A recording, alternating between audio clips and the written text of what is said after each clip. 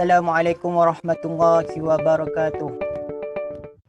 Alhamdulillah Rabbil Alamin. Wassalatu wassalamu ala ashrafil anbiya wal mursalin wa ala alihi wa sahbihi ajma'in. Alhamdulillah, kita bersambung kembali dalam siri kedua, iaitu Halaqah Nadah, diskusi buku haraki siri yang kedua. Jadi berkaitan hari ini, kita tahu bersama ini adalah siri yang kedua. Dan buku yang akan menjadi pembahasan hari ini adalah buku Fiqh Dakwah, iaitu karya Muhammad Nasir. Dan insya-Allah hari ini akan dibentangkan oleh Ustaz Asyarun, dan beliau merupakan Naib Presiden Wadah. Jadi untuk sebelum kita pergi dalam pembahasan yang seterusnya, saya minta kepada teman-teman dan para penonton yang melihat lihat kita punya pembahasan hari ini, saya mohon kepada para penonton dan teman-teman untuk share dan pakat-pakatlah kita sebarkan supaya dapat manfaat kepada semua orang. Jadi untuk kita tahu bersama, Pak Nasir ini adalah seorang tokoh yang cerdas dan dikenali di Indonesia. Dan kita tahu dalam lingkungan kita juga, antara slogan yang selalu diangkat atau yang menjadi keutamaan dalam gerakan dakwah kita juga adalah, saya tertarik dia satu perkataan tu, mengulamakan intelektual, mengintelektualkan ulama. Jadi ini adalah apa yang dibawa oleh Pak Nasir itu sendiri. Jadi insya-Allah kita akan lanjutkan untuk sesi hari ini bersama dengan Ustaz Asri. Ustaz Asri sudah sedia, Ustaz Asri? Ya, sila. Alhamdulillah. Jadi saya silakan Ustaz Asri, silakan.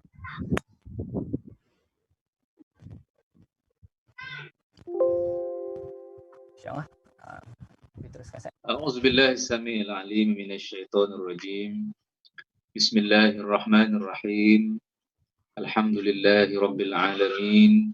Wassalatu wassalamu ala asyrafil anbiya'i wal mursalin wa ala alihi wa sahbihi ajma'in. Subhanaka la ilma lana illa ma 'allamtana innaka antal alimul hakim. Rabbi shrah li sadri wa yassir li amri wahlul 'uqdatam min lisani yafqahu qawli wa la haula wa la quwwata illa billahil aliyyil azim. Assalamualaikum warahmatullahi taala wabarakatuh. Alhamdulillah, saya bersyukur kepada Allah Subhanahu wa taala kerana dapat bersama-sama dengan saudara-saudari yang saya hormati dan saya kasihi, ya, dalam perbincangan berkaitan tentang tajuk fiqhud da'wah. Terima kasih kepada saudara Muhammad Nazmi yang memoderatorkan perbincangan pada hari ini, insya-Allah. Saudara, dalam kesempatan 45 minit petang-petang Ramadan ini, kita nak bicara tentang satu tajuk yang cukup penting, ya, dalam konteks kita hidup sebagai seorang pendakwah di atas muka bumi Allah Subhanahu wa taala ini. Sebagaimana yang disebut oleh saudara Nazmi tadi, tokoh yang saya akan bawa perbincangan dalam buku ini adalah merupakan tokoh pendakwah Nusantara, ya. Orang rantau kita ini, orang Melayu di Indonesia yang berjuang, ya, dalam kehidupan beliau dalam pelbagai platform, termasuklah dalam platform dakwah dan juga sias. Namun demikian, perbincangan kita hari ini berkisah tentang buku yang telah pun diterbitkan hampir lama, ya, yang menjadi rujukan perbincangan dan juga kupasan yang banyak ditulis.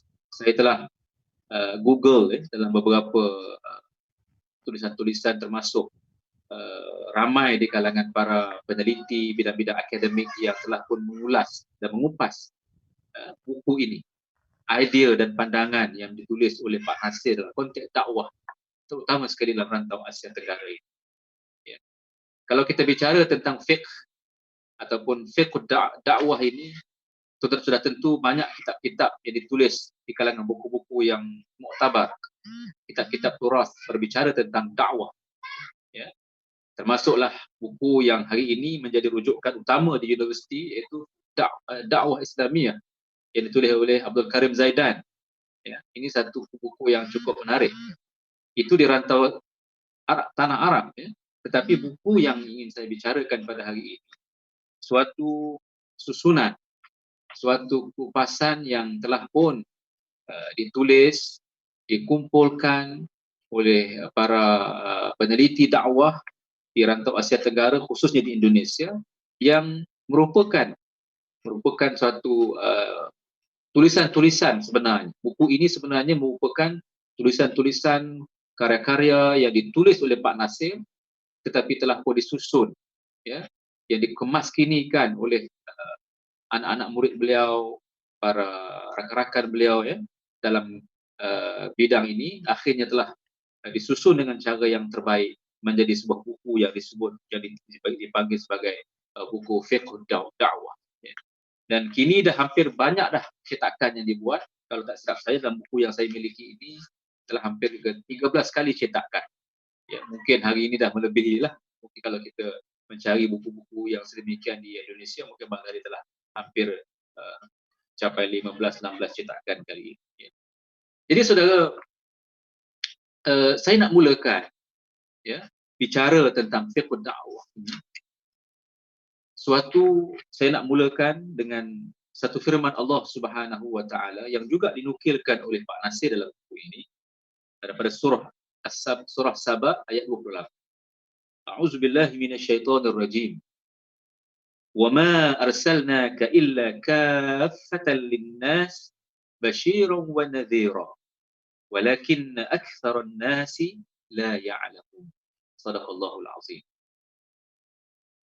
Yang bermaksud, dan tidaklah kami mengutuskan engkau wahai Muhammad melainkan menjadi rasul untuk membawa berita gembira dan peringatan kepada seluruh umat manusia, akan tetapi kebanyakan manusia tidak mengetahui. Ini suatu ayat yang sangat penting.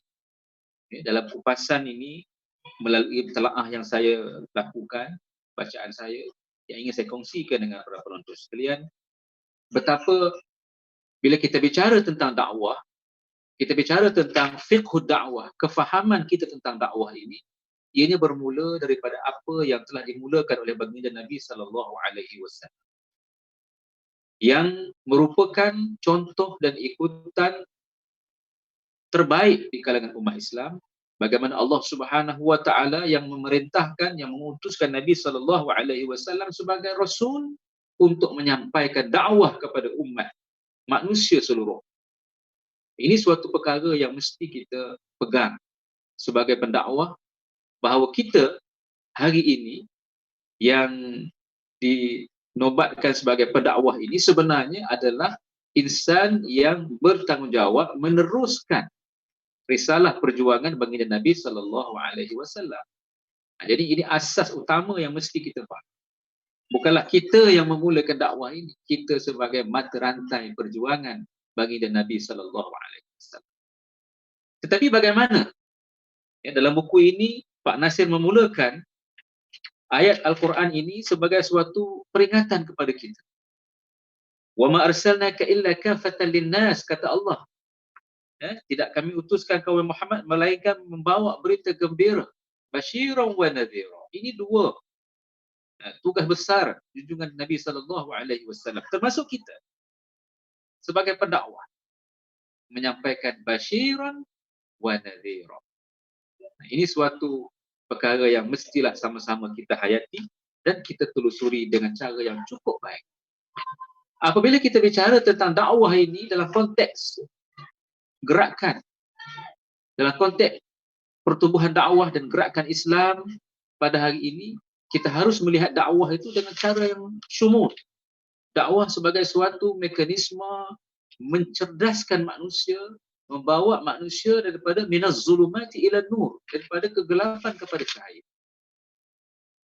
Apabila kita berdakwah, maknanya kita membawa seluruh aspirasi perjuangan gerakan Islam, perjuangan Rasulullah sallallahu alaihi wasallam bermula daripada asas-asas kefahaman, iaitu membawa manusia mengenal Allah Subhanahu wa taala. Cukup menarik dalam buku ini saudara dan saudari, ya. Saya tidak tahulah bagaimana ia disusun, kan ini dibuat sebelum-sebelum ini, tetapi dalam bab yang pertama, bila kita bicara tentang fiqh dakwah, Pak Nasir menyusun kembali, memulakan buku ini dengan persoalan-persoalan asas tauhid itu sendiri. Apa kaitannya dengan dakwah? Mungkin setengah orang akan berfikir begitu. Tetapi dalam konteks perbincangan fiqh dakwah ini, kefahaman ini, seharusnya kita mulakan dengan memahami asas-asas tauhid kepada Allah Subhanahu wa taala. Kenapa? Kerana dakwah yang nak kita lakukan ini adalah merupakan suatu amanah dan tanggungjawab yang dianugerahi oleh Allah Subhanahu wa taala. Maknanya sebelum kita nak membuat hablum minan nas ini, hubungan sesama manusia ini, nak sampaikan dakwah kepada manusia ini, kita mestilah jelas, mestilah clear, ya, kefahaman kita tentang hakikat tauhid dan akidah kepada Allah Subhanahu wa taala. Ini suatu perkara yang sangat unik. Dalam buku-buku yang saya telusuri, dalam kitab-kitab dakwah yang dibaca, kebanyakannya bila kita mulakan dakwah ini, dia akan memulakan dengan ta'rif, dengan fahaman dakwah apa dia dan sebagainya. Tetapi buku ini memulakan dengan kefahaman Islam sebagai risalah dan dakwah. Memahami as elemen fitrah manusia, ya, memahami tentang kehidupan hubungan kita dengan Allah Subhanahu wa taala. Ini sesuatu yang sangat unik. Kerana apa tuan-tuan? Kerana Pak Nasir dan gerakannya, pertubuhan gerakan dakwah yang dipimpin oleh beliau adalah pertubuhan gerakan dakwah yang mengajak manusia memahami fiqh dakwah itu dalam konteks yang lebih luas. Dia bukan setakat berdakwah, tetapi membawa manusia kepada suatu nilai dan kualiti kehidupan sebagai hamba Allah Subhanahu wa taala. Berbeza, ya, dengan buat kerja dakwah sebab nak melaksanakan amanah tanggungjawab. Dengan orang yang berdakwah kerana melaksanakan tanggungjawab Allah Subhanahu wa taala. Sebab itu ayat yang pertama saya bacakan tadi, saudara dan saudari sekalian, ya. Basyiran wa nadhira. Kombinasi di antara menyampaikan perkara-perkara yang indah-indah, yang berita-berita baik, yang gembira-gembira, dengan juga nadhira, dengan perkara-perkara yang berkaitan tentang peringatan Allah Subhanahu wa taala. Ini dua, kalau boleh saya katakan, sebagai suatu peranan yang harus dimainkan oleh seorang pendakwah yang menggerakkan usaha dakwah sebagai suatu kualiti untuk kita mencapai keredaan Allah Subhanahu wa taala. Jadi ini suatu yang sangat menarik. Sebagai pemimpin dakwah, penggerak dakwah ini, kita harus memahami bahawa dalam kita nak menyampaikan dakwah ini, kita akui bahawa kehidupan kita dengan Allah mengurniakan kita akal fikiran, menggunakan hati yang bersih semata-mata untuk menyampaikan kebenaran Islam, menyampaikan kekuatan agama Allah Subhanahu wa taala. Allah menjadikan kita sebagai manusia yang terbaik ini menggunakan akal fikiran kepada kita, maka kita bertanggungjawab untuk menyampaikan risalah Islam yang disebut sebagai basyiran wa nadhira. Ya, berdakwah ini suatu amanah yang diberi oleh Allah Subhanahu wa taala dengan dua perkara utama yang mesti kita lakukan, sebab kita ni manusia yang dikurniakan Allah akal fikiran. Laqad khalaqnal insana fi ahsani taqwim. Allah menjadikan kita sebagai makhluk yang sebaik-baik kejadian. Bukankah itu suatu anugerah besar Allah Subhanahu wa taala? Sebagai makhluk, sebagai pendakwah, kita harus menggunakan ruang dan kesempatan ini untuk menyampaikan perkara-perkara yang terbaik di sisi Allah Subhanahu wa taala. Sebab itu saya katakan berkali-kali, sangat cantik buku.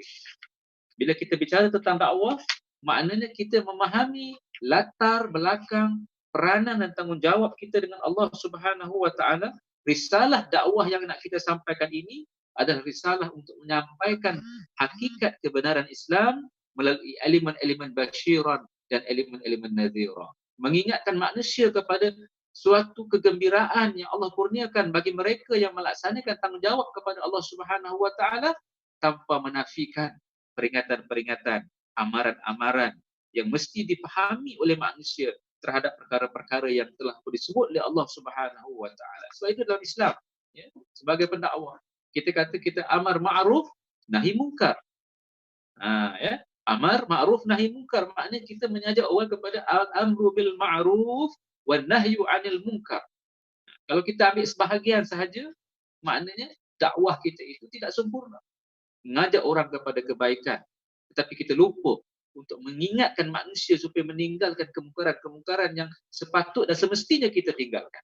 Barulah kita mampu untuk membentuk suatu wajah masyarakat yang baik, yang tenang, sebagaimana yang disebut oleh Allah Subhanahu wa taala dalam banyak ayat-ayat Al-Quran, bagaimana kita mengenali diri kita untuk sampai kepada tahap takwa kepada Allah Subhanahu wa taala.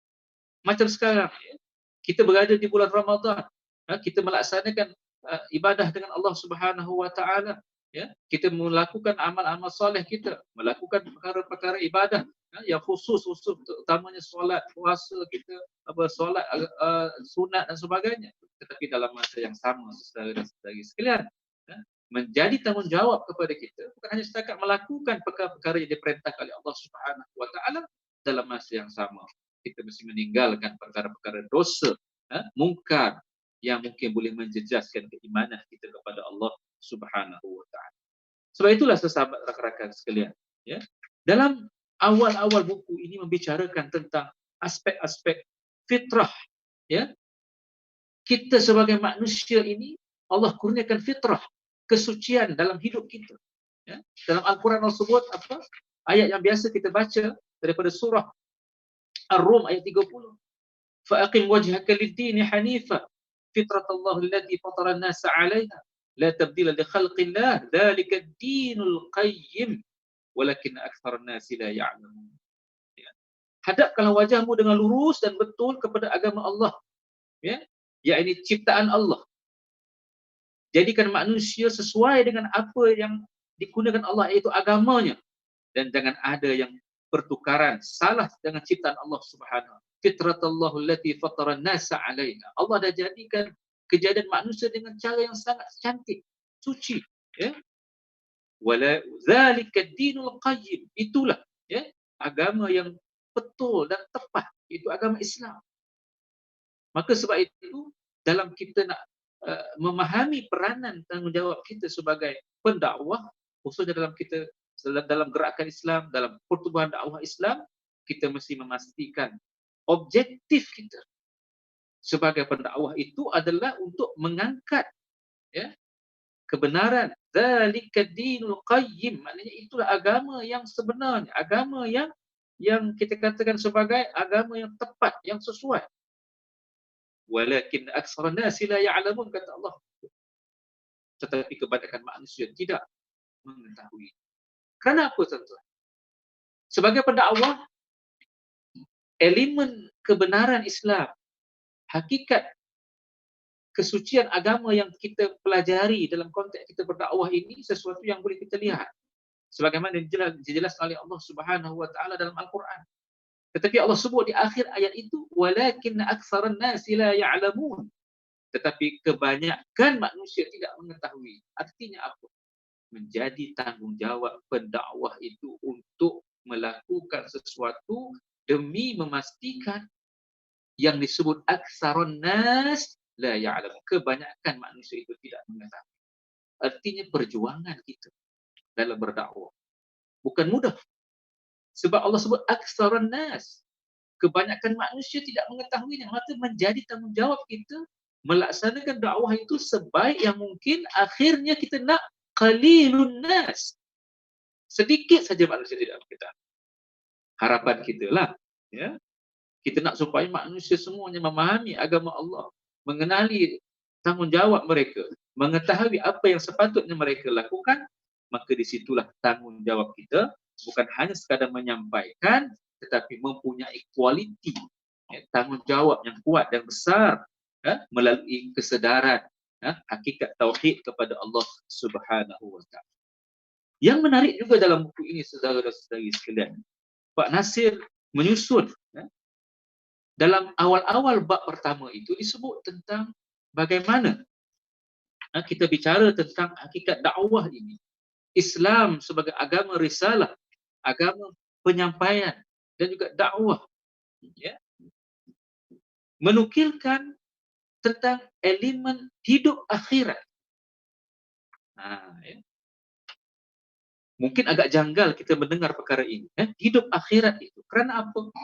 Nak membina kualiti pendakwah yang benar-benar hebat itu, mereka harus memahami bahawa dalam kita nak menyampaikan risalah Islam, risalah dakwah kepada manusia itu, jangan kita lupa bahawa apa yang kita lakukan pada hari ini adalah merupakan mata rantai perjuangan kita yang akan kita bawa hingga ke hari akhirat.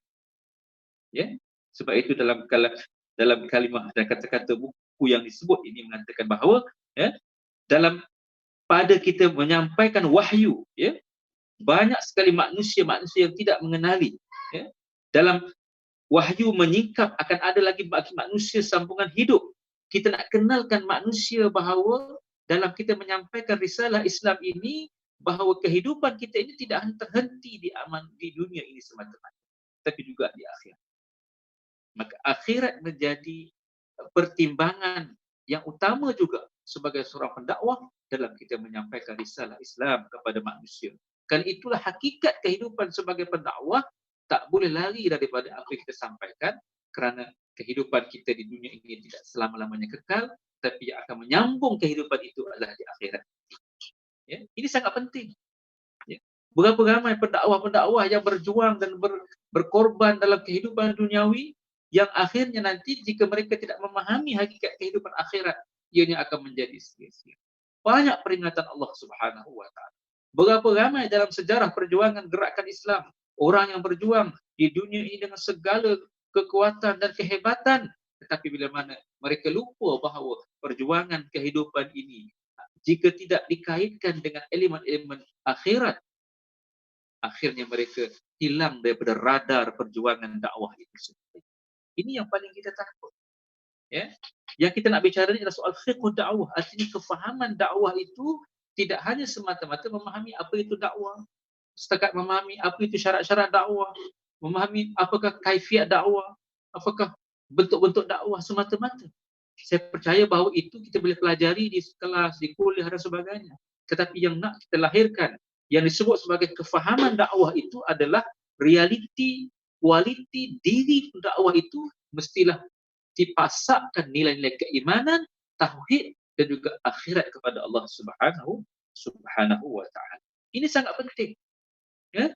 Kerana jika diri seorang pendakwah itu tidak ditanamkan elemen-elemen ini, perjuangan dakwah di luar sana sangat ujian. Perjuangan dakwah di luar sana, sekali kita masuk dengan niat dan perjuangan yang tidak berpasakkan kepada akhirat, kita takut dan kita bimbang. Ya, perjuangan itu nanti akan diselaputi dengan sifat-sifat yang buruk, dengan elemen-elemen yang boleh menggugat keikhlasan dan perjuangan kita dengan Allah Subhanahu wa taala. Ya. Sebab itu Allah sebut dalam Al-Quran dalam surah Al-Ankabut, nukil juga dalam buku ini saudara sekalian.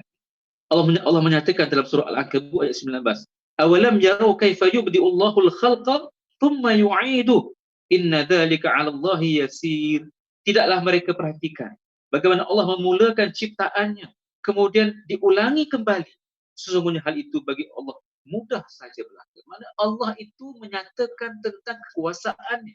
Ya, Allah mengulangi segala ciptaannya itu dengan cara yang terbaik. Fasayaquluna man yu'iduna qulil ladzi fatarakum awwala marrah. Mereka bertanya, siapakah yang mengembalikan kita? Katakanlah, yang menjadikan kamu adalah permulaan kali, yaitu Allah Subhanahu wa taala. Ya. Jadi penting saudara dan saudari sekalian. Ya. Dalam berdakwah ini, kita punya suatu matlamat yang paling besar. Bukan hanya kita menyampaikan. Sebab itu saya selalu sebut, ya, berkongsi dengan rakan-rakan, dengan teman-teman saya di luar sana, kita sebagai pendakwah, ya, seharusnya kita sentiasa menggunakan ruang dan peluang untuk meningkatkan kefahaman kita dalam berdakwah. Sekalipun kita telah berada pada tangga perjuangan dakwah yang hebat, ya, tahap kualiti kita alhamdulillah hebat, tetapi kena ingat bahawa dalam perjuangan dakwah ini ujian sangat besar, ya. Ujian kita dalam menyampaikan dakwah ini sangat besar, kerana apa yang kita nak sampaikan ini sebenarnya suatu perjuangan bukan hanya untuk melepaskan sahaja tanggungjawab kita, ya, tetapi untuk memastikan, ya, dakwah Islam itu sampai ke benak dan jiwa manusia atau insan yang kita nak sampai. Nah, itu perlu kita lihat saudara dan saudari sekalian. Betapa hidup kita sebagai manusia ini, ya, perjuangan dakwah yang nak kita sampaikan ini tidak akan tamat dengan tamatnya saja kegiatan dakwah kita. Tetapi dakwah yang kita sampaikan ini adalah perjuangan yang sampai ke penghujung nyawa dan perjuangan. Sebab itu saya sebut saudara sekalian, setiap kita yang ada di muka bumi Allah Subhanahu wa taala, bila mana kita beriman kepada Allah, ya, kita yakin kepada Allah, kita ada ilmu untuk menyampaikan apa yang sepatutnya kepada manusia, maka menjadi tanggungjawab kepada kita menjadi da'i ilallah, menyampaikan yang baik kepada manusia, meningkatkan kualiti kehidupan manusia supaya kita dapat lihat di manakah kehidupan yang terbaik, di dunia inikah ataupun di akhirat. Perjuangan kita, Allah berikan kita macam-macam nikmat di dunia ini. Untuk apa sebenarnya? Untuk kita bawa segala nikmat dan perjuangan di dunia ini semata-mata untuk kita bertemu dengan Allah Subhanahu wa taala. Sebab itu Allah menyebutkan bahawa, ya, wa ma hiya illa hayatuna dunya namut wa nahya wa ma yuhlikuna illa ad-dahr. Ya. Dalam surah Al-Jasiyah ayat 24. Tidak ada hidup kita, hanya hidup yang dekat ini, kitalah yang mati dan kitalah yang hidup, dan tidak ada yang membinasakan kita melainkan masa. Ya. Sebab itulah perjuangan dakwah ni saudara dan saudari memerlukan suatu kefahaman ilmu yang tinggi. Ya. Begitu juga dalam buku ini dan peringkat awal kitab ini menyebut, ya, selain daripada kita memahami tentang elemen fitrah kita, elemen akhirat ini yang cukup menarik, yang saya rasa boleh dijadikan sebagai suatu permulaan kesedaran sebagai seorang pendakwah, adalah mengenali tujuan hidup kita dengan Allah Subhanahu wa taala. Sebahagian daripada kupasan buku ini menyebut tentang elemen tujuan hidup. Ya. Dan ini sebenarnya menjadi banyak perbincangan di kalangan para pendakwah. Ya, bila kita sebut berdakwah, artinya kita melaksanakan tugas dan misi Rasul sallallahu alaihi wasallam menyampaikan agama Allah kepada seluruh manusia. Maka sebab itu dinukilkan dalam buku ini tentang memahami tujuan hidup. Tujuan hidup kita. Kerana kita sebagai manusia dijadikan Allah Subhanahu wa taala dengan panca indera yang hebat, yang sempurna. Kita berdakwah kepada manusia, menyampaikan risalah Islam kepada manusia. Jangan tidak kita lupa bahawa apakah tujuan hidup kita ke dalam di atas muka bumi Allah Subhanahu wa taala. Sebab itu Pak Nasir menukilkan dalam kitab ini, ya, tentang apakah tujuan hidup kita sebenarnya. Beliau memetik ayat Al-Quran dari surah Az-Zariyat yang biasa kita baca dalam Al-Quran, ya. Ayat 56 dan 58. A'udzubillahi minasyaitonir rajim, wa ma khalaqtul jinna wal insa illa liya'budun wa ma uridu minhum min rizqin wa ma uridu an yut'imun innallaha huwar razzaq dzul quwwatil matin. Ini ayat yang biasa kita baca. Wa ma khalaqtul jinna wal insa illa liya'budun, dan tidak aku jadikan jin, kata Allah, dan manusia itu melainkan untuk beribadah kepada. Apa kaitan ayat dengan dakwah, saudara? Ya, kita mengajak manusia sedar bahawa kehidupan kita di dunia ini tidak lain dan tidak bukan adalah untuk kita beribadah kepada Allah Subhanahu wa taala, termasuk kita sebagai pendakwah. Allah sebut bahawa aku jadikan kamu jin dan manusia adalah untuk berdakwah, beribadah kepadaku. Ibadah kepada manusia artinya kita tunduk dan patuh kepada perintah Allah Subhanahu wa taala. Kita melakukan apa yang sepatutnya ya, sebagai seorang manusia, sebagai hamba Allah Subhanahu wa taala, kerana Allah tidak meminta sesuatu daripada hamba-Nya. Tetapi kita sebagai hamba inilah, ya, yang bertanggungjawab untuk melakukan apa yang sepatutnya kita lakukan sebagai makhluk yang dijadikan oleh Allah Subhanahu wa taala.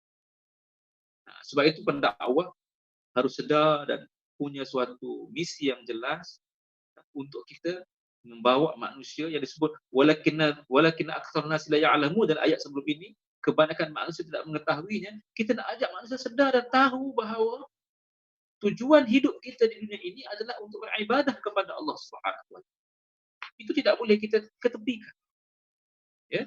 Dalam berdakwah ini kita nak ajak setiap daripada insan dan manusia di bumi Allah Subhanahu wa taala ini untuk sedar dan tahu di manakah kedudukan mereka. Bagaimanakah mereka harus menggunakan potensi diri. Ya? Kalau ada ilmu, bagaimana ilmu itu dapat digunakan.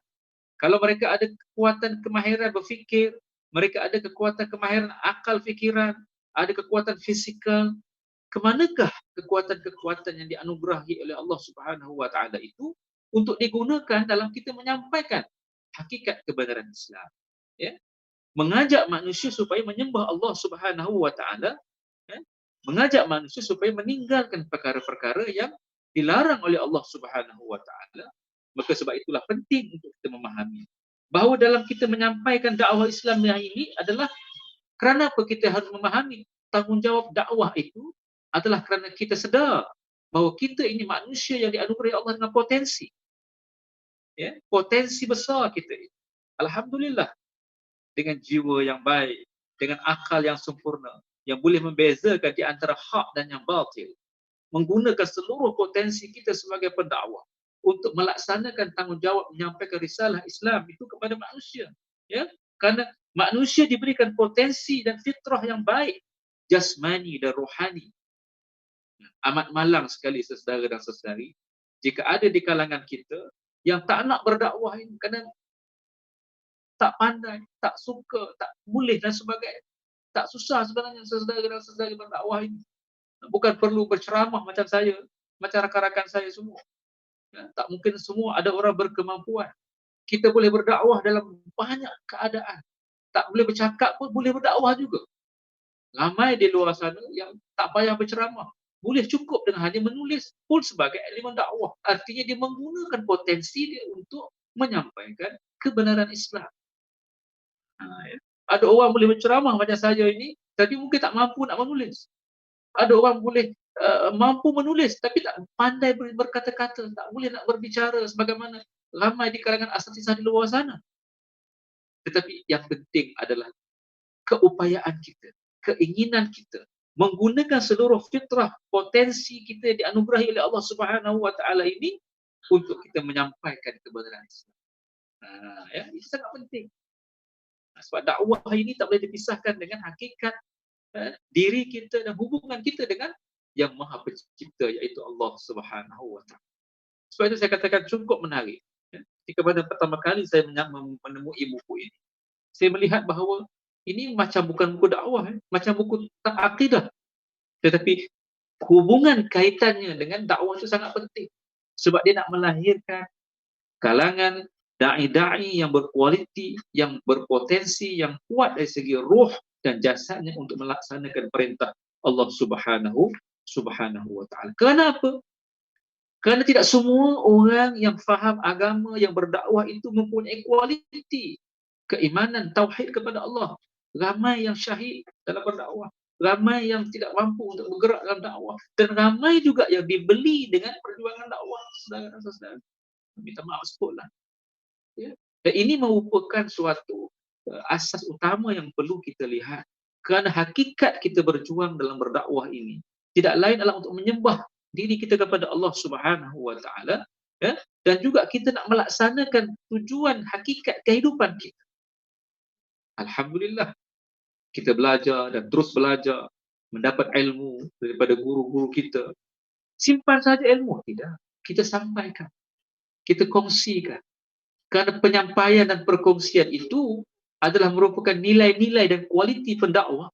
Kerana kita yakin bahawa ilmu yang kita ada, maklumat yang kita perolehi itu adalah milik Allah Subhanahu wa taala, maka kita bertanggungjawab atas kerana kesedaran kita tentang hakikat tauhid tadi itu, menyampaikan dengan tujuan supaya Islam, kebenaran Islam itu dapat disampaikan kepada manusia dengan cara yang terbaik. Maka kita melepaskan tanggungjawab kita, melaksanakan tanggungjawab kita kerana kita sedar bahawa kehidupan dunia ini tidaklah kekal seabadinya. Sudah tentulah kehidupan yang paling kekal dan abadi adalah kehidupan di akhirat.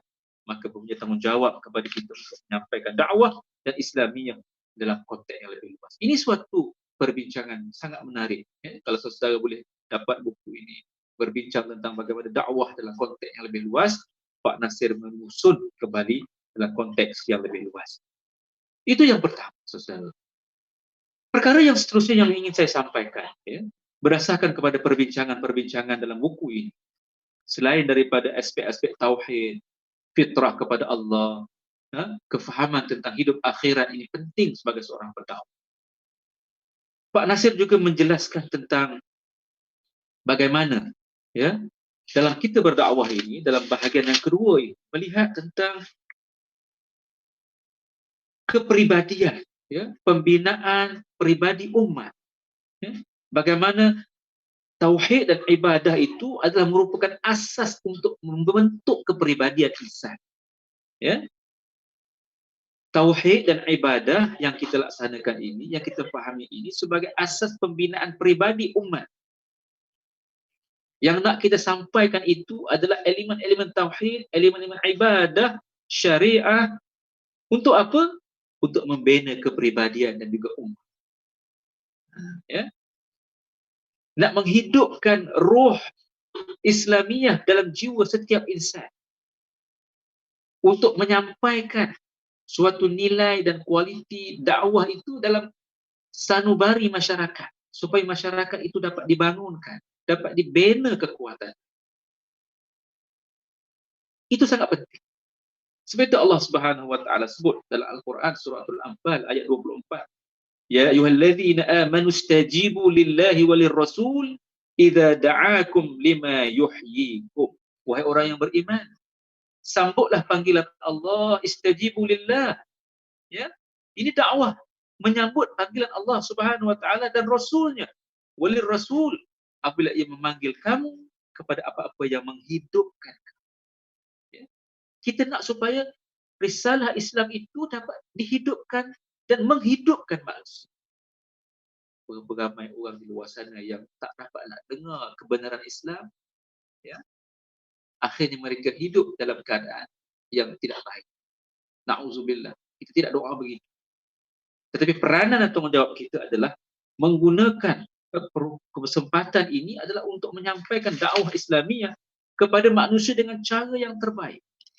Tauhid sebagai asas pembinaan jiwa-jiwa manusia supaya mereka dapat membangunkan kualiti diri mereka. Manusia ini fitrah, tuan-tuan. Allah jadikan suci. Allah jadikan hebat. Tetapi kadang-kadang dalam permulaan kehidupan itu diisi dengan perkara-perkara yang mungkin menyebabkan mereka terlupa dengan Allah. Maka sebab itulah elemen tauhid disebut dalam buku ini. Pak Nasir menjelaskan tentang betapa menerapkan elemen tauhid, wahyu ilahi itu yang ditunjukkannya melalui risalah Islam itu kepada manusia. Mengenal Allah itu sangat penting. Mengenal Allah sangat penting kerana sebagai pendakwah kita tahu bahawa setiap langkah dan perjalanan dakwah kita itu adalah semata-mata untuk melaksanakan amanah Allah Subhanahu wa taala. Jangan kita lupa, dalam berdakwah ini, kalau kita buat sesuatu semata-mata kerana jiwa kita, minat semata-mata, kerana itulah bidang yang kita ada, tidak cukup untuk menjadi seorang pendakwah yang hebat. Tetapi pendakwah yang hebat menggunakan potensi yang dianugerahi oleh Allah Subhanahu wa taala, mempasakkan dirinya dengan tauhid kepada Allah Subhanahu wa taala. Bila mana kita dah letakkan hakikat itu, tuan-tuan, segala cabaran, segala dugaan, segala ancaman yang kita terima sepanjang perjalanan dakwah itu, insya-Allah akan menjadi kekuatan kepada kita. Contohnya bila kita berdakwah secara menyampaikan risalah Islam kepada golongan yang diperlukan, yang kita sampaikan itu, bila kita dapat tuhmahan, kita dapat ancaman, kita tidak merasa sesuatu yang pelik dan juga merasa gundah gulana, kerana kita tahu bahawa perjuangan kita ini kecil. Kalau hari ini kita berdakwah kepada manusia, kita dapat pelbagai tuhmahan, pelbagai ancaman, pelbagai masalah dan sebagainya. Pada saya kecil berbanding dengan perjuangan yang telah dibawa oleh Nabi sallallahu alaihi wasallam. Bukan hanya diancam, tuan-tuan, hanya dimarahi, hanya ditekan sebagainya, tetapi diancam bunuh sekali terhadap baginda Nabi sallallahu alaihi wasallam. Jadi kita nak lihat ini. Kalau kita tak ada pasak tauhid kepada Allah Subhanahu wa taala, bagaimana jiwa kita nak disuburi dengan hakikat kesabaran, hakikat keikhlasan, hakikat perjuangan yang boleh membawa diri kita kepada perjuangan Islam yang sebenar-benar, saudara. Jadi ini sangat penting, ya. Bagaimana dalam hidup kita ini sebagai pendakwah, kita meyakini bahawa susur galur perjuangan dakwah itu tidak semuanya indah. Ada kalanya indah, ada kalanya tidak indah. Ada kalanya manis, ada kalanya pahit. Jadi tidaklah kita melihat bahawa jalan-jalan perjuangan ini sesuatu yang manis selama-lamanya. Kerana itu sunnatullah dalam perjuangan dakwah. Kita berdepan dengan pelbagai ujian dan juga nikmat yang Allah berikan kepada kita. Kita menegakkan agama Allah kerana kita nak mengajak manusia kembali kepada Allah Subhanahu wa taala. Dalam suasana manusia sebagai kecil mereka itu telah lari daripada perjuangan Allah Subhanahu wa taala. Maka sebab itulah bila kita nak menyampaikan Islam, kita mesti mempunyai kekuatan yang dalaman yang cukup kuat. Kekuatan dalaman ini artinya tauhid kepada Allah.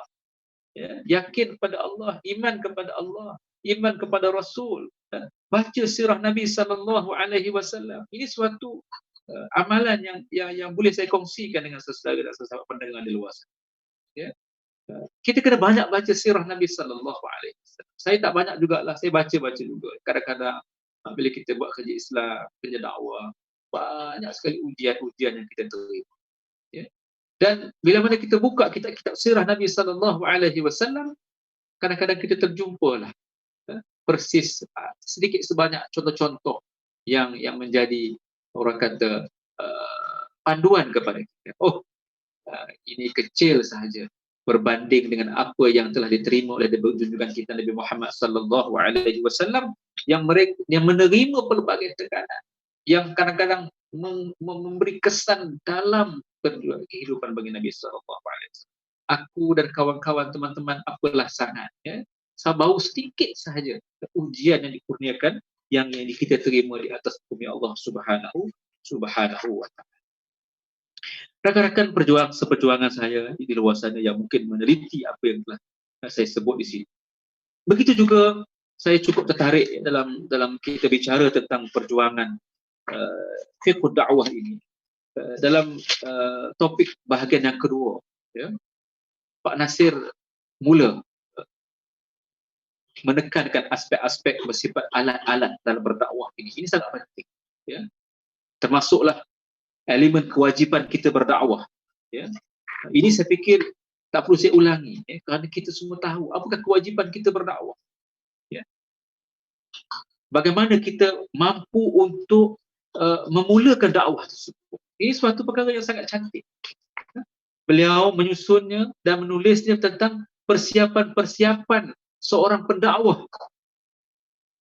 Dibahagikan kepada dua, iaitu persiapan mental dan juga persiapan ilmu sebagai asas kepada kekuatan kita sebagai pendakwah. Ya. Ini penting. Dalam kita nak berdakwah ini perlu pada persiapan-persiapan yang sangat penting. Persiapan seorang pendakwah antara lain disebut pembinaan dari segi mentalnya, dari segi akal fikirannya. I'dad al-fikri. Ya. I'dadul fikri maknanya persiapan kita dalam kita nak berdakwah. Ini sangat penting. Kebergantungan kita kepada dua elemen ini penting dalam nak mencapai suatu nilai dan kualiti dakwah yang hebat. Apa kata Pak Nasir? Ya? Persiapan mental itu termasuklah jiwa yang bersih, ketenangan dan keseimbangan jiwa. Jadi ini penting. Saya kongsi dengan rakan-rakan di luar sana yang mungkin mendengar. Pendakwah harus tenang, pendakwah harus seimbang jiwanya. Ya. Allah berfirman dalam surah Al-Bayyinah, ayat yang biasa kita baca, wa ma umiru illa liya'budullaha mukhlishina lahuddin. Hunafa ila akhir ayat. Wahai orang yang beriman, maknanya wa ma umiru, dan tidak mereka diperintahkan illa liya'budullah, melainkan supaya menyembah Allah mukhlishina, dengan ikhlas, tulus ikhlas kerana agama. Jadi ini suatu penegasan sebagai pendakwah. Artinya perlu persiapan mentalnya, jiwanya, tenang dan juga seimbang jiwa. Sebab itu saudara, pendakwah tak boleh gelojoh. Pendakwah tak boleh ekstrim dalam menyampaikan dakwah Islam. Kekerasan, marah-marah. Ini bukan sifat-sifat seorang pendakwah. Saya sebut istilah marah-marah, ya tuan-tuan. Jangan salah anggap pula bahawa saya ni kata kita tak boleh marah. Jangan salah faham. Dalam berdakwah, kena ada juga marah. Barulah datangnya izzah, keberanian dan kekuatan. Yang saya katakan di sini, jangan marah-marah. Keluar perkataan-perkataan yang tak baik. Marah-marah artinya sesuatu yang merugikan. Karena perlu berkeseimbangan, kata Pak Hasim. Ya? Keseimbangan jiwa. Jiwa yang merdeka. Ya? Jiwa yang bebas. Yang maknanya dalam kita nak menyampaikan dakwah, sudah pasti, kata Pak Rasid, kita akan berdepan dengan konfrontasi. Ya, berdepan dengan ujian, pertembungan pemikiran, pertembungan idea. Maka perlukan kepada ketenangan jiwa dan juga keseimbangan perasaan sebagai seorang pendakwah. Ini penting. Saya cukup menarik perkara ini. Saya bicarakan ini dengan pelajar-pelajar saya dalam kelas, ya, tentang bagaimana sifat-sifat seorang pendakwah, ya. Di mana dalam kita nak menggerakkan usaha dakwah ini, ya, pasti adanya konfrontasi. Konfrontasi dalam suasana kebebasan berfikir dan beriktikad. Kalau umat Islam sebagai contoh, maknanya kita akan berbeza dari pendekatan dakwah kita. Caranya, kelompok ini bagaimana pendekatannya, kelompok ini bagaimana pendekatannya, kelompok C ini bagaimana pendekatannya. Maka jangan kita begitu stres yang keterlaluan, karena bergantung kepada persekitaran dalam konteks kita berdakwah. Di sinilah dilihatkan sebagai suatu nilai dan kualiti pendakwah. Sebagai contoh saudara dan saudari. Dan kita memahami dakwah ini, tak boleh kita sapu rata semua orang begitu saja. Orang yang ada ilmu dengan tak ada ilmu, berbeza cara penerimaan dakwah. Seorang pendakwah harus mempunyai mental yang seimbang, mental yang kuat. Ya? Mestilah mempunyai suatu persiapan dalam kita nak menyampaikan dakwah, kita kenal siapa mad'u kita. Maksud saya kenal tu bukannya kita tahu seorang-seorang, itu susah sikitlah. Tahu latar persekitaran ataupun siapakah golongan yang kita nak dekat. Kita nak berdakwah kepada golongan kanak-kanak, tak sama caranya pendekatan dengan kita berdakwah dengan golongan intelektual. Jadi ini memerlukan suatu nilai pembinaan mental yang hebat, yang kuat. Keseimbangan itu maknanya keupayaan dan kemampuan memelihara jiwa ini supaya tidak berlaku perbalahan dan juga sikap-sikap yang merugikan agama Allah Subhanahu Wa Taala. Kadang-kadang dalam berdakwah ini, saudara, di kalangan para asatizah kita, di kalangan para pendakwah kita, dia mempunyai kepelbagaian pendekatan yang kadang-kadang boleh bertemu. Kalau mereka tidak mempunyai ketenangan, dia boleh menimbulkan pertelingkahan. Di sinilah nak dikatakan bagaimana dakwah Islam itu mampu dilaksanakan di kalangan para pendakwah ini yang mempunyai jiwa yang bersih dan murni kepada Allah Subhanahu Wa Taala. Kita punya tanggungjawab bukan hanya berdakwah, nak pastikan semuanya komplit, semuanya akan dapat, bakal susah, semuanya akan masuk Islam, semuanya akan terima apa yang saya kata. Itu bukan keupayaan kita. Kita sampaikan mengikut latar ilmu dan keupayaan kita, ya. Diterima alhamdulillah, tak terima kena usaha lagi. Itu maksudnya. Ini bila kadang-kadang bertembung, bergaduh dan sebagainya, bukankah itu dah menunjukkan kelompongan ataupun kita kata sebagai sesuatu yang merugikan persekitaran wadah perjuangan gerakan Islam dan dakwah. Itu yang pertama disebut oleh Pak Nasir, persiapan mentalnya dari segi keseimbangan dan juga kekuatannya dalam menyampaikan dakwah. Harus ada sesuatu yang disebutkan sebagai sekiranya banyak perkara-perkara yang tidak mampu disampaikan, tidak harus didakwahkan, didiamkan saja, maknanya kita tak perlu nak orang panggil apa, bergaduh sesama kita dalam berdakwah. Ini suatu nilai mental yang baik. Sebab itu pendakwah ini jiwanya luhur, jiwanya tegas, tetapi tidak hanya semata-mata nak sembrono sebegitu saja. Jadi ini suatu kualiti yang harus kita lihat. Yang penting adalah bagaimana kita menyampaikan dakwah sejujurnya, seikhlasnya kepada Allah Subhanahu, kepada manusia kerana Allah Subhanahu wa taala. Maknanya kita menyampaikan dengan keseluruhannya tanpa kita simpan mana yang patut. Ini boleh sampaikan, ini tak payah. Tidak, kita sampaikan dengan cara yang baik kerana Allah Subhanahu wa taala.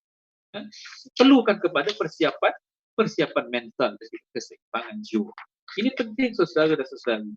Kerana dalam hidup kita ini, sifat dan keupayaan kita dalam nak menyampaikan Islam itu kadang-kadang terlalu orang panggil apa, kurang masak. Terutama sekali generasi muda yang semangatnya itu hebat, yang kekuatan fizikalnya masih lagi sempurna hebat. Bukanlah makna saya kata tak boleh bersemangat, itu tidak ada, jangan salah faham. Kena ada faham betul lah. Maknanya yang kadang-kadang tak boleh ditegur dan sebagainya. Jadi ini suatu nilai yang perlu kita lihat dari ketika kata maknanya kita nak menyampaikan dakwah Islam yang itu mengikut garis panduan Islam yang sebenarnya. Yang kedua, dia kata Pak Nasir, dari persiapan kita berdakwah ini perlukan kepada persiapan ilmu. Persiapan ilmu dalam menyampaikan dakwah Islam penting. Sebab itu kalau kita baca dan kita dengar apa yang dibicarakan dalam hal-hal berkaitan tentang i'dadul ilmi, penting untuk kita nak menyampaikan dakwah Islam. Ilmu artinya apa? Tafaqquh fid din. Tafaqquh fid din maknanya memahami agama sedalamnya. Itu sangat penting. Dan yang kedua, tafaqquh fin nas. Maknanya memahami latar kemanusiaan. Ini satu kualiti yang tidak ada kebanyakan manusia lupa. Nak sampaikan dakwah, sampaikan begitu saja tanpa tafaqquh fin nas. Saudara, pentingnya berdakwah ini kalau kita nak sampaikan dengan cara yang terbaik. Dan di akhir sekali saudara, saya dipahamkan masa pun dah tak mencukupi. Kita mungkin boleh bicara banyak lagi. Saya pun ambil yang utama-utama saja kerana masa agak lebih terbatas. Dan alhamdulillah buku ini juga dalam perbincangan kita tentang fiqh dakwah ini berbicara tentang cara-cara dan adab-adab dakwah. Ini mungkin kita boleh lihat dalam perspektif yang lebih luas bagaimana buku ini memulakan kaifiat dan adab dakwah itu dengan mengangkat tema daripada Al-Quran surah An-Nahl ayat 125. Kaifiat dakwah dalam surah ini Allah menukilkan firman Allah Subhanahu wa taala, ud'u ila sabili rabbika bil hikmah wal mau'izatil hasanah wajadilhum billati hiya ahsan inna rabbaka huwa a'lamu biman dhalla 'an sabilihi wa huwa a'lamu bil muhtadin. Serulah kepada jalan Tuhanmu dengan hikmah dan nasihat yang baik dan bertukar fikiranlah, bermujadalah, fikirlah dengan cara yang lebih baik. Sesungguhnya Tuhanmu lebih mengetahui apa daripada siapa yang sesat dari jalannya dan dialah yang mengetahui siapa yang betul. Jadi dihuraikan panjang tentang kaifiat dan cara-cara berdakwah berdasarkan kepada ayat. Ini merupakan satu kaedah dalam setengah buku ini ditulis sebagai kaedah dakwah rabbaniyah. Allah Subhanahu wa taala menurunkan ayat Al-Quran yang secara khusus dan spesifik terhadap kaedah-kaedah bagaimana kita berdakwah. Maka Pak Nasir menukilkan balik, menghuraikan balik perkara-perkara ini dan melihat bagaimana potensi yang harus dilakukan bagi kita mencapai suatu kefahaman dakwah dengan cara yang terbaik. Jadi saudara dan saudari yang saya hormati sekalian, di akhir sekali saya nak merumuskan perbincangan kita tentang fiqh dakwah Pak Nasir ini, bukanlah saya mengatakan bahawa buku ini 100% terbaik, tetapi cukup bagi saya, bagi kita masyarakat gerakan Islam khususnya yang menjadikan perjuangan dakwah ini sebagai suatu pengalaman yang sangat besar dalam kita menyampaikan risalah Islam, boleh menjadikan perbincangan-perbincangan dalam buku ini sebagai panduan pada kita untuk menjadi seorang pendakwah yang sempurna, yang baik, yang hebat untuk kita mencapai pada satu tangga dan tahap yang lebih baik di sisi Allah Subhanahu wa taala. Yang penting bagi saya, kata-kata akhir saya kepada para pendengar sekalian adalah setiap pendakwah ini harus mempunyai keinginan untuk menambah ilmu pengetahuan. Jangan sampai kita dah boleh berdakwah, dah boleh bersyarah, dah boleh berceramah, kita rasa kita dah terlalu hebat. Itu suatu kerugian jangka panjang. Bagi pendakwah kita harus menambah ilmu. Tambahan hari ini dengan perubahan zaman, dengan perubahan persekitaran, dengan adanya teknologi komunikasi yang begitu hebat, maka para pendakwah harus mempunyai keupayaan untuk menggunakan, utilize kata orang putih, potensi ini untuk mencapai kepada tahap dakwah yang sebenarnya, insya-Allah. Jadi sahabat-sahabat sekalian, rakan-rakan saya yang ada di sana, mudah-mudahan sedikit sebanyak apa yang telah saya sampaikan ini sesuatu yang datang daripada kefahaman saya daripada buku fiqh dakwah ini, yang saya sampaikan dengan bahasa dan mudah sebagaimana yang telah saya sebutkan tadi, untuk menjadikan kita sebagai insan dai yang terbaik, yang dapat mencapai suatu kualiti kehidupan kita.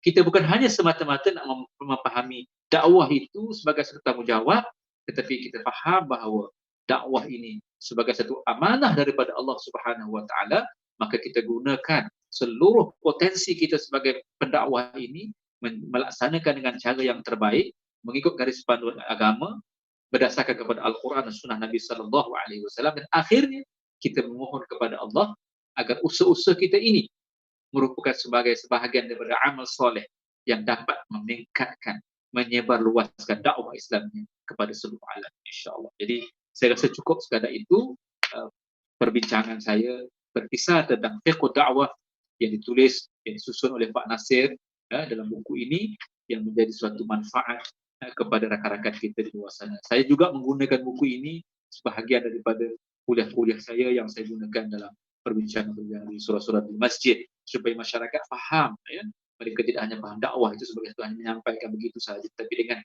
kualiti dan juga tanggungjawab yang sepatutnya sebagaimana yang telah disebut oleh Allah Subhanahu wa taala dan juga Rasulullah sallallahu alaihi wasallam. Insyaallah mudah-mudahan ada manfaatnya apa yang telah saya sampaikan ini. Yang terbaik itu moga-moga datang daripada Allah Subhanahu wa taala. Kesilapan terlepas kata kesilapan saya sendiri, insyaallah mudah-mudahan segala-galanya akan mendapat keberkatan daripada Allah Subhanahu wa taala. Saya doakan tuan-tuan semua teruskan berpuasa insya-Allah dengan cara yang terbaik, yang berkualiti, memanfaatkan Ramadan kita yang berbaki ini insya-Allah dengan amal-amal soleh kita, solat sunat kita, doa-doa kita dengan Allah Subhanahu wa taala. Mudah-mudahan kita tergolong di kalangan orang-orang yang tidak rugi berada di bulan Ramadan insya-Allah. Aqulu qauli hadza wa astaghfirullahal azim li wa lakum wa li sa'iril muslimin wal muslimat innahu huwal ghafurur rahim. Wabillahi taufiq wal hidayah. Wassalamualaikum warahmatullahi taala wabarakatuh. Okey, terima kasih kepada Ustaz Asri atas perkongsian yang cukup menginsafkan, terutama bagi golongan yang dikenali sebagai pendakwah. Jadi sebelum saya pergi pada penutup, saya ingin buat kesimpulan apa yang paling penting dalam pembincangan ini. Bagaimana bagi seorang pendakwah itu perlu mempunyai elemen tauhid yang sangat kuat pada diri dalam dirinya. Kedua, ada persiapan mental, ada kebebasan dalam jiwanya, hati yang tenang dan sebagainya. Dan pengakhiran saya untuk sesi kali ini, saya ingin dikasihkan satu pada para pendakwah yang di luar sana. InsyaAllah boleh kita dengar sama-sama. Buat apa cerita dakwah yang mencintai, terwujudnya badatun thayyibatun wa rabbun ghafur. Untuk itu, wakaflah dirimu seoptimam mungkin, mukhlisin lahu din. Jangan ditunggu Ratu Adil turun ke dunia. Jangan. Tetapi layakkan dirimu menjadi hawariyun. Bergerak secara sofa mutahharah. Sikaplah kembali Islam yang sekian lama mahwujud bil al-muslim. Tegaklah teguh dirimu sebagai syuhada an-nas. Menggali pemata yang terpedam dalam membina peribadi yang kental. Jadi bagi para pendakwah sekalian, ini adalah tugas kita bersama untuk mencerahkan umat secerah-cerah yang mungkin. Jadi cukup untuk kali ini, untuk sesi ini. InsyaAllah kita akan bertemu pada sesi yang akan datang. InsyaAllah saya akhir dengan wabillahi taufiq wadayah. Assalamualaikum warahmatullahi wabarakatuh. Waalaikumsalam.